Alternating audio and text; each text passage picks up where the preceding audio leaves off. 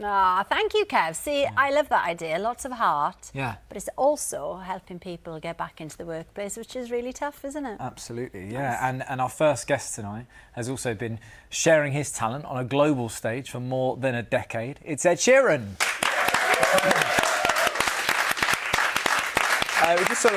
We just saw a great film there about volunteering and sharing and swapping skills, and it did get us thinking, yeah, obviously you've got so much to offer on the music side, but if you were kind of to take part in a time swap, what skills would you love to learn from someone else?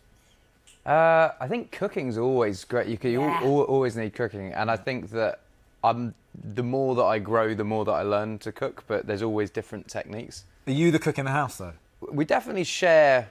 I'd say I'm the chopper. Okay, the chopper, that's a solid role, the chopper. Sheeran the chopper. Yeah. I don't put things in the right order, Fine. you know, or wait. I'm not a patient guy, so I'm very much, Ches calls me the sous chef, so I'll do all the prep. Perfect. Nice. Yeah. Perfect. Okay. Now, before we talk about your new music, we need to clear something up. There's rumours that you're moving to America. What's going on, Ed? Do you know what's wild about this is I have done this for all of my career. When I tour America, I go live there because I have a family. And last time I toured America, no one cared. And I think because now that there's like a narrative around like British people moving out of Britain, right? Press just wanted to jump on it and say that I was moving out. I've done this 5 times in my career, moved over to the States while we did a tour.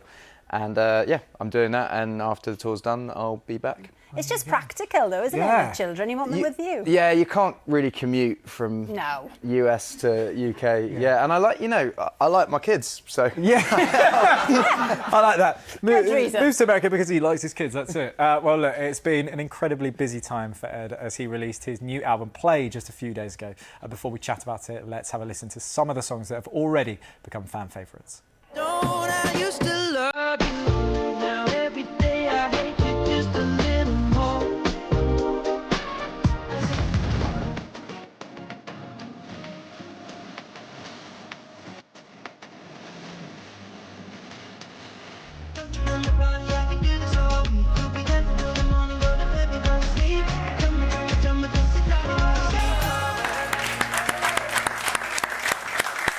So Ed, all of those songs are from your new album, Play, and this is kind of another album in a series. Now, tell us about the idea behind that, because you've had this idea since you were like 18. Yeah, I don't know. I feel like it's always good to like have a plan and stick to a plan. And when I was 18, I was so like scattergunned in what I was doing that I was like, I need to actually create a like solid plan and foundation to follow, and then hopefully success comes after that. So that was all the Mathematics albums, those 5 records, and then there's these I'm calling the stereo albums. I play, rewind, fast forward, pause and stop, and it's a light framework for career. You can deviate, but yeah, I think it's good to sometimes know what you're doing next. I sort of took inspiration from Quentin Tarantino, who seems to always know like 2 films ahead what he's doing, and I think it's healthy to know those things. Yeah. It was interesting though, because obviously before this album, it was very public. You went through such a tough time in so many different ways. You lost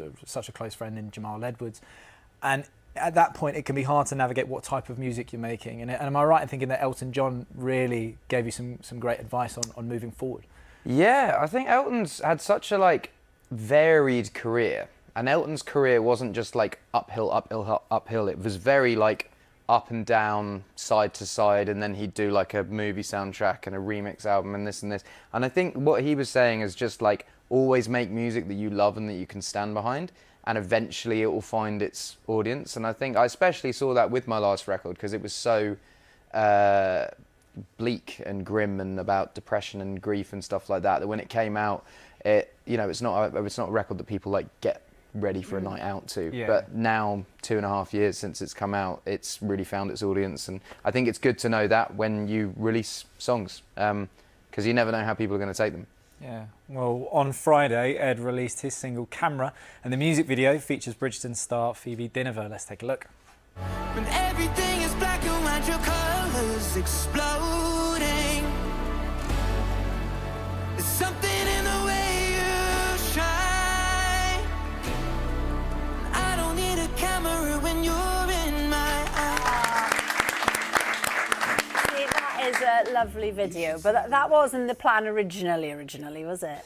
No, the original plan was all of that footage is actually just reshot footage of like home videos of me and Sherry. And I think both of us were like, yes, it's a cool idea to do a compilation video of our home footage, but also like a lot of it is super private and special to us. So, and I actually think it was cooler. I essentially got to be on holiday for a week shooting a video with an iPhone. It was, it was fun, really fun shooting that video. I went to Croatia, and then Phoebe came to my gig in Sweden, and we did some stuff on stage there. But yeah, great fun. Also, like I'd never shot a video on a phone before. Just on a phone, exactly. Well, one of the songs on the album that personally I absolutely love this tune is all about finding your old phone. Yeah. And you know, seeing a lot of the old texts that were on there, some of the old pictures as well, including this picture. I mean, am I right? I think this is your first gig. That was my first ever gig, yeah. Your first ever gig. How old are you there, Ed? I'm 11. That was in my school main hall talent show at Thomas Mills High School. Shout out Suffolk. I remember I was meant to do that performance with my mate Dan, and he was on a piano, but they put the piano so far away, and whoever was doing the performance was just like, we're not going to use Dan. So suddenly I was doing it solo, and I remember crying before I went on stage. Well, that's what I was going to do. What would you tell that young boy now?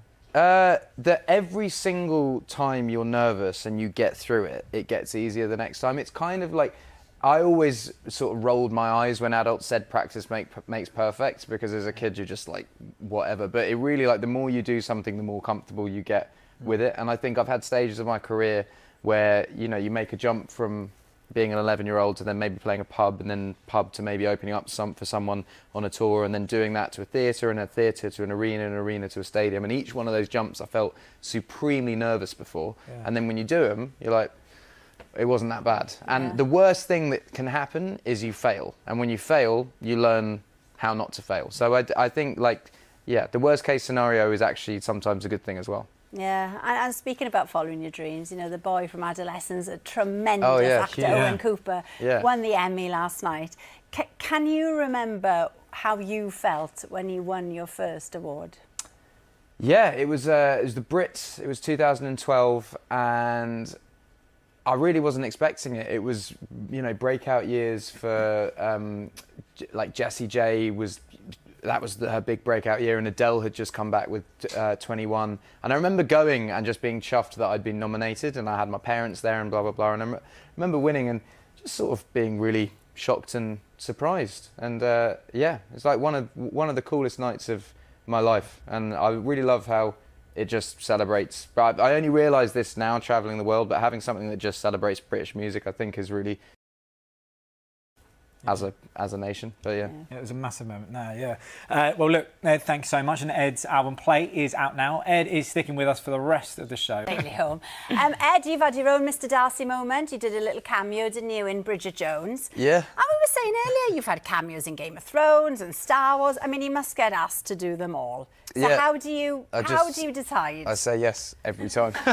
Every time? Well, it's like a day's shoot, so it's always fun. You always meet someone cool, like doing the Bridget Jones film. Obviously, you meet all the people from Bridget Jones. Game of Thrones was awesome. You meet all the... if it's like a day shoot, if it's like you have to shoot for 3 months and it's off location somewhere else, then it's a different story. But if it's like you go in for a day, I'm never too picky about that sort of stuff. You're going to get even more offers. I was going to say, what's the one you want? I'm in. What's the one you want? The one I want? I don't know. I got asked to voice an animated movie the other day that was quite, like, cool. Because that, again, is a day's work. But you're just a voice. Exactly. Yeah. We've had this great question here as well. Pete and Diane. Ed, with your busy schedule, will you still have time to get to Portman Road in Ipswich? I can come to one game this season, and it's the Coventry game on December 6th, because I'm back for I'm back for a gig that day, but I can't say what gig it is. But you did a hometown gig there recently. That was really special, right? Super special, yeah. It's sort of weird, like, ever since finding success, I never really went back to Ipswich to play gigs. And I think it's because I live there and I didn't want to, like, bring too much attention. But I guess at a certain point, you have to do it. And I played Chantry Park in 2019 because I think the pitch was getting redone at Portman Road. So actually going back this time and getting to play it, it's a fantastic stadium, fantastic atmosphere, and also, like, Suffolk as a whole, bringing the county together felt really special, and it's cool to, like, be proud of your your county. Yeah. Guest list must have been massive. Oh my God. Oh my God. I actually just switched off my device and was just like, I don't think I actually saw anyone. Like, Roman came up as well. I did not see anyone that weekend. I just went on stage and played. The weird thing about it, though, was the novelty of, like, finishing a gig and then 30 minutes later being in your kitchen. It was... But it was an amazing show.